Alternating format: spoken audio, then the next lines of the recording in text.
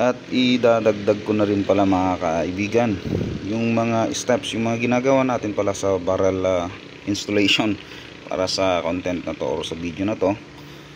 Una, yung nagre-reduce tayo ng barrel, for example 16mm tong barrel natin, i-reduce natin to 13, depende sa receiver ng natin, ng unit natin. Yung ID nya 13mm, kunwari 13mm din yun yung UD niya rito, ID doon, UD.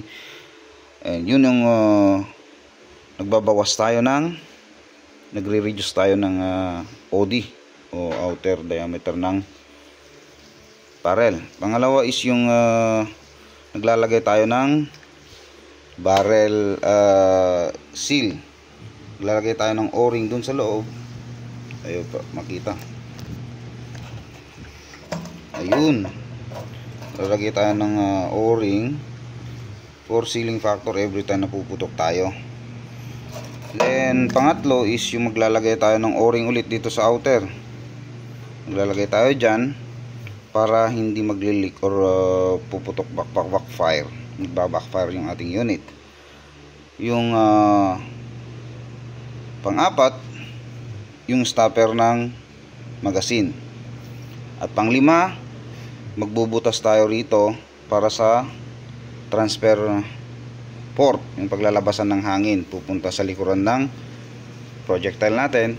And yung pang-anim, yung pinakahuli is yung maglalagay tayo ng, gagawin natin ng chamber. Chamber tayo dyan, yung tamang correct engagement ng pellet or projectile natin sa riffling or sa land. Actually sa land talaga. So dalawa kasi yan, pag riffling sinabi, land and groove po yun.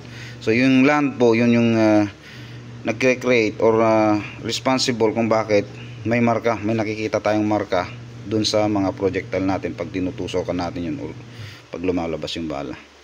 So yun, yung tamang engagement.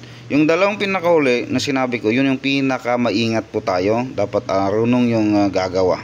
Dapat marunong, ulitin po natin, dapat marunong po. Ayun, yun po yung mga ginagawa natin sa barrel installation. And syempre nga, nasabi ko na yung paalala kanina, napakaingat po tayo. Okay? Good day mga ka-ergan. So magmumukhang machinist muna tayo ngayon. Ang project natin ngayon is barrel installation mga kaibigan. So mayroon tayong mga customer na mga Indomade. And yes, we test, inayos natin lahat, na-retune pa natin, then makalat talaga. So we do our best naman para hindi ka nagagastos, hindi nagagastos yung mga kaibigan natin. And hindi talaga abot sa standard. Mababa lang naman ang standard natin mga kaibigan, pero hindi talaga abot, masyadong makalat pa rin. Lahat na ng ginawa na natin doon sa unit, and para lang sana makasave. Okay, and eto we suggest na lang sa owner na palit barrel na lang tayo. So ito, isang Ascara. So bali tatlong Ascara yung dumating sa atin. Okay, lahat sinubukan natin, then pinalakas din natin mga yan. Ayun na nga ang pinaka-last na pwede nating mai-suggest sa owner, and pumayag naman. Siyempre depende kasi yan kung nasa kanila pa rin yung decision. Pumayag naman din. Ayun, ito na nga tayo, barrel installation. Yan. Meron pa nga akong papakita ritong isang barrel na in-install nila. So ito, in-install nila sa previous customer natin to, previous client, mga kaibigan natin. In-install nila, then yun, alams nyo na, hindi na natin ikukwento. So ayan, nagpalit na siya ng barrel, binigyan natin siya ng barrel na yung mga nakikita natin sa mga video ko kung gaano ka tight yung groupings niya.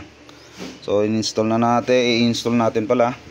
Papakita natin later on yung kanyang result. So ayan na nga, upgrade unit naman tayo mga kaibigan. So ito na yung ginagawa natin. Nilagyan na natin ng o-ring dun sa loob. Yun, may o-ring na sa loob. Ito yung stopper ng magazine. Ito yung nag-reuse na rin tayo para papasok sa kanyang receiver. Then later on yung video papakita natin na gaano ito ka-accurate and consistent kahit 25 meters up to 100 meters. So 20 inches po yung binigay natin kay sir para hindi masyadong mahaba. So compact kasi ang design, compact ito kasi may folded pa yung kanyang bat para ma-maintain pa rin natin yung aesthetic niya as compact, and yung taas level ng accuracy and consistency nandun pa rin. Yun pa rin ang pinaka goal natin. So power mayroon na rin kasi inaayos na rin natin yung pang-ilalim nito. Okay, dadagdag lang natin dito sa video mga kaibigan na maingat po tayo sa project na ito, sa barrel installation, kasi ito yung isa ng step, parang unang step sabihin natin. Maingat po tayo kasi kung nagkamali tayo dito sa step, pag magse-set up and tune ka na sa huling step or stage ng iyong proseso, syempre kung mali na rito, mali na rin dun sa dulo. So itong unang-una to, pinaka maingat po tayo. Very sensitive po, precision po ang usapan dito sa barrel. Pag may nangyari dyan na kahit kunting-kunting gabuhok or mas manipis pa sa buhok na nangyari sa barrel po ninyo, ang mangyayari dyan, bagsak tayo. Or kung gusto mong magpalit, nakabili ka ng barrel. So alam naman natin kung bakit ka bumili ng barrel, di po ba? Kasi gusto mo nang mas maganda ang performance. Then kung magandang performance, magandang barrel yan, or kilalang barrel reputable, bla bla bla, then alam siyo na mahal ang presyohan. Kung nagkamali tayo dyan, nako, yun na sinasabi natin. Kaya hope nakatulong tayo sa paalala, konting paalala lang naman, pero alam naman natin yan, di po ba? So ayan, tapusin ko lang muna ang project na to. Papakita natin later on yung kanyang result. Kaya marami tayong gagawin dito para maging napaka-accurate and consistent. Ayun, thank you, salamat.